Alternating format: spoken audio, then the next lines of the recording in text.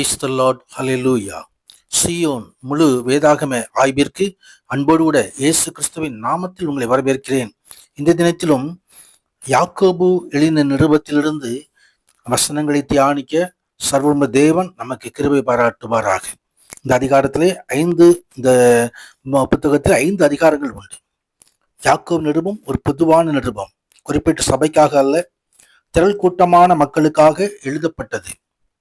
வாழ்த்துதல் பல தேசங்களில் சிதறியிருக்கிற 12 கோத்திரங்களுக்கும் கூறப்படுகிறது.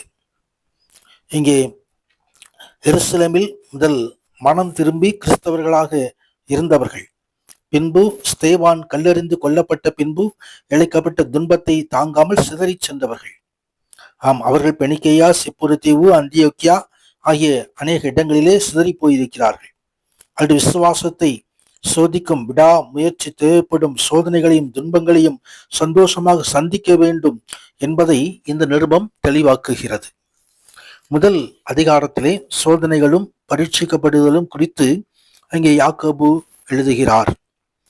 கர்த்தருக்கு மகிமை உண்டாவதாக. எப்படி ஒரு மனிதன் சோதிக்கப்படும் பொழுது எப்படி நடந்து கொள்ள வேண்டும்? சோதனையை சகிக்கிற மனுஷன் பாக்கியவான், அவன் உத்தமன் என்று விளங்கின பின்பு கர்த்தர் தம்மிடத்தில் அன்புக்குரியவர்களுக்கு வாக்குத்தத்தம் பண்ணின ஜீவ கிரீடத்தை பெறுவான் என்று சொல்லி இங்கே சோதனை சகிக்க வேண்டும் என்பதை இங்கே அப்போஸ்தலர் தெளிவாக்குகிறார். கர்த்தருக்கு மகிமை உண்டு. அதே போல பொறுமை இருக்க வேண்டும். மனுஷனுடைய கோபம் தேவனுடைய நீதியை நடப்பிக்க மாட்டாது. எந்த காரியமானாலும் நாம் பொறுமையோடு நடந்து கொள்ள வேண்டும்.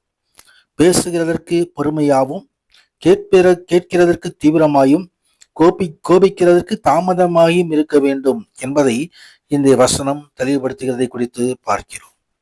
அதே போல எது சுத்தமான பக்தி என்பதை இங்கே அப்போஸ்தலர் எழுதுகிறார். திக்கற்ற பிள்ளைகளும் விதவைகளும் படுகிற உபத்திரவத்திலே அவர்களை விசாரித்து உலகத்தால் கரைபடாதபடிக்கு தன்னை காத்து கொள்கிறதுமே பிதாவாகி தேவனுக்கு முன்பாக மாசில்லாத சுத்தமான பக்தியாயிருக்கிறது என்பதை இங்கே அப்போஸ்தலர் குறிப்பிடுகிறதை குறித்து பார்க்கிறோம்.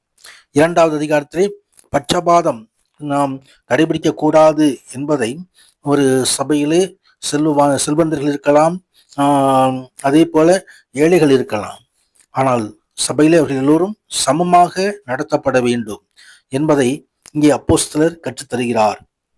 தொடர்ந்து விசுவாசம் கிரியைகளும், விசுவாசம் கிரியைகளோடு கூட இருக்க வேண்டும். கிரியை இல்லாத விசுவாசம் செத்தது என்று அந்த விசுவாசத்தை கிரியையிலே காண்பிக்கப்பட வேண்டும். ஆபிரகாம் தேவனை விசுவாசித்தால் நீதியாக எண்ணப்பட்டது. கர்த்தருக்கு மகிமை உண்டாவதாக. மனுஷன் விசுவாசத்தினால் மாத்திரமல்ல கிரியைகளினாலும் நீதிமானாக்கப்படுகிறான் என்று காண்கிறீர்கள் என்று சொல்லி ஆபிரகாம் இந்த விசுவாசத்தோடு மாத்திரமல்ல கீழ்ப்படிந்தான். தேவனுடைய கீழ்ப்படிந்து தேவன் காட்டிய எல்லா வழிகளுக்கும் அவன் கடந்து வந்தான். கர்த்தருக்கு மகிமை உண்டாவதாக. அடுத்து 3வது அதிகாரத்தில் நாவை அடக்குவதை குறித்து வேதம் தெரிவிக்கிறது. நாவு ஒரு நெருப்பு, அது அநீதி நிறைந்த உலகம். நம்முடைய அவயங்களில் நாவானது முழு சரீரத்தையும் கரைப்படுத்தி ஆயுள் சக்கரத்தை கொளுத்தி விடுகிறதாயும் நரக அக்கனியினால் கொளுத்தப்படுகிறதாயும் இருக்கிறது. நாவை அடக்க ஒரு மனுஷனாலும் கூடாது. அது அடங்காத பல்லாங்குள்ளதும் சாவுக்கேதுமான விஷம் நிறைந்ததா இருக்கிறது என்று சொல்லி துதித்தலும் சபிப்பதும் ஒரே வாயிலிருந்து வரக்கூடக்கூடாது என்று சொல்லி அங்கே அப்போஸ்தலர் கற்றுத்தருகிற காரியத்தை குறித்து பார்க்கிறோம். நாம் நாவினாலே பேசுகிற பேச்சு தேவனுக்கு முன்பதாக அது சரியாக இருக்க வேண்டும். அதே போல அது பரத்திலிருந்து வருகிற ஞானம், லௌகீக ஜென்ம சுவாத்துக்குரிய காரியங்களை விட்டு பரலோக காரியங்களிலே அந்த ஞானம் அது அந்த தேவனால் உண்டான ஞானமா இருக்க வேண்டும்.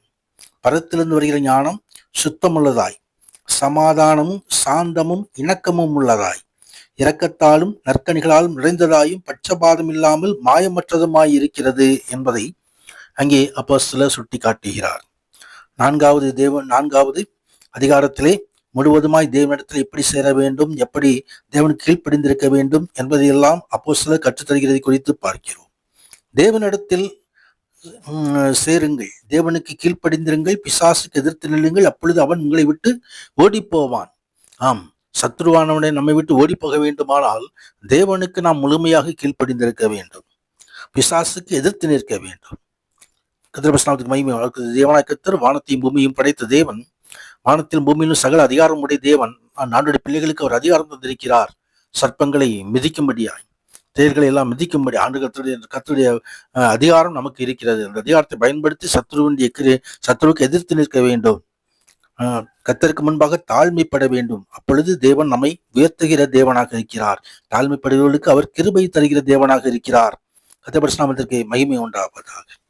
ஆம், அதே போல நாம் எந்த காரியத்தை குறித்து நாளை காரியங்களுக்காக கவலைப்படக்கூடாது என்பதையும் இந்த பகுதியிலே அப்போஸ்தலர் கற்றுத் தருகிறார். தொடர்ந்து 5வது அதிகாரத்திலே ஏழைகளை ஒடுக்குகிற ஐஸ்வர்யவான்களுக்கு எச்சரிக்கை கொடுத்து எழுதுகிறதை இங்கே பார்க்கிறோம். கர்த்தருடைய மகிமை உண்டாது. நீங்கள் பூமியிலே சம்பரமாய் வாழ்ந்து சுகபோகத்தில் உணர்ந்தீர்கள். கொழுத்தவைகளை அடிக்கும் நாளில் நடக்கிறது போல உங்கள் இதயத்தை போஷித்தீர்கள்.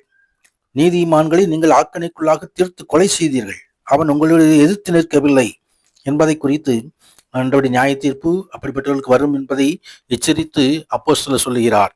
உபத்திரவத்திலே பொறுமையாய் இருக்க வேண்டும். கர்த்தருடைய நாமத்துக்கு மகிமை உண்டாவதாக.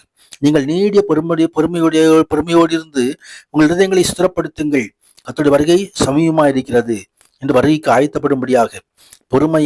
யோபுவின் பொறுமையை நாம் கேள்விப்பட்டிருக்கிறோம். யோபுவை போல் நாமும் அநேக உபத்திரவங்களிலே, பாடுகளிலே, சோதனைகளிலே நாம் பொறுமையாக நடந்து கொள்ள வேண்டும் என்பதை குறித்தும், அதே நேரத்தில் விசுவாசத்தோடு ஜெபம் பண்ண வேண்டும். ஜெபத்தில் ஒரு விசுவாசத்தோடு ஜெபம் பண்ண வேண்டும்.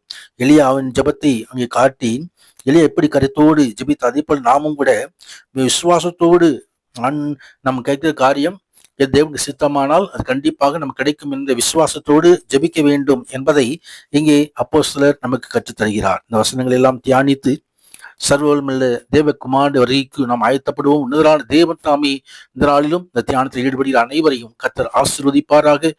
தேவனுடைய கிருபை நம்மோடு இருப்பதாக. ஆமேன், ஆமேன்.